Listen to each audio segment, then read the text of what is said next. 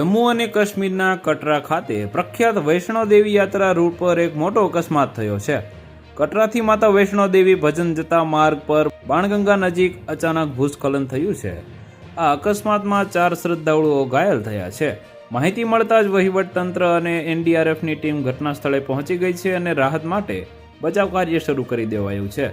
પ્રાથમિક માહિતી મુજબ આ અકસ્માત ત્યારે થયો જ્યારે મોટી સંખ્યામાં ભક્તો માતાના દર્શન માટે ફૂટપાથ પરથી પસાર થઈ રહ્યા હતા. અચાનક ભારે પથ્થરો અને કાટમાળ પડતા અરાજકતા મચી ગઈ હતી. કાટમાળ નીચે 4 શ્રદ્ધાળુ ફસાયા હતા. ઘાયલોને તાત્કાલિક પ્રાથમિક સારવાર આપ્યા બાદ કટરાની સરકારી હોસ્પિટલમાં દાખલ કરવામાં આવ્યા હતા.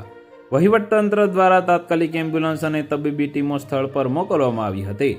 જમ્મુ કાશ્મીર પોલીસ અને શ્રાઇન બોર્ડના સૈનિકો પણ રસ્તા પર રાહત કાર્યમાં રોકાયેલા છે.